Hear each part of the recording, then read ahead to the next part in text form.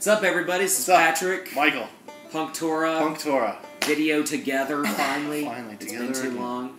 Pinchas. Pinchas. Parshah. Pinchas.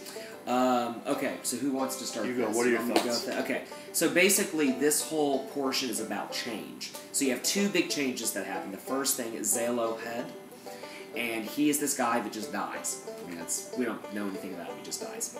But the more interesting part of the portion is the fact that his daughters can't gain his inheritance. Basically, back then, sons got the inheritance, and since he didn't have any sons, it was going to go to his brothers. Right. Well, so the daughters get angry. They're like, we need to change this. That's not right. So they go to Moses, and they protest to him.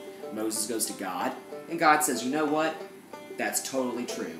Definitely, the inheritance should go to the daughters. So God mandates that that's the law, and you have a new law of inheritance. God changed the law. God changed his law to be appropriate for the situation. Socially just. A socially just way. So that's change number one. Change number two is the fact that Moses knows he's not going to get to go to the promised land. So God says, okay, I'm going to appoint Joshua to be the new leader. So after they enter the promised land, you're done with, and Joshua's the new guy. So they have this elaborate kind of ritual where Moses puts his hands on Joshua in front of everybody, and sort of becomes the Padawan learner, if you will, the training for the short time. Yeah, he gets the training badge that has braid. and the little braid. It's got his name taped on there. They haven't printed his actual ID thing yet in case he flakes out or something like that. Yeah, he's got the earning his ears. Yeah, exactly, Yeah. exactly. But anyway, so what is this all about? Well, it's about change, and the change is okay. God made a change, and we need to just accept change. Some people don't like change. They want things to be static all the time. Yeah. They want the law to be static. They want lifestyles to be static. They want technology or whatever to just remain the same.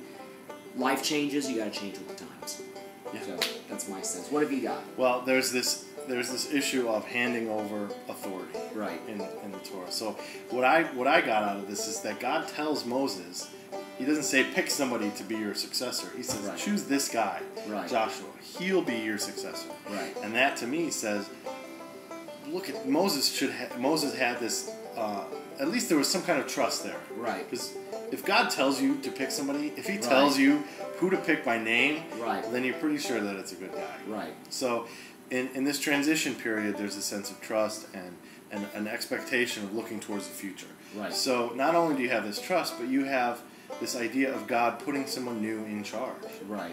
God knows Moses' time is over. Moses knows his time is over. Right. So we have change and trust. You got to trust and change, and trust that God knows what's best for this change. God knows that Joshua isn't Moses. Right. That Joshua is going to mess up. Moses messed up, obviously, or Moses would be going to the promised land. Right. But God knows that there comes times when new leadership is needed.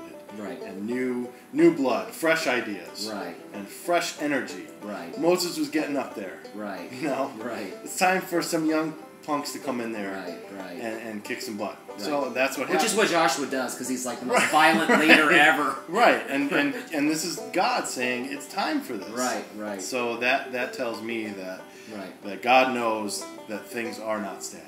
That things do need to change. Right. And that's a good thing. That's a good thing. Well, until next time, PunkTorah. Peace.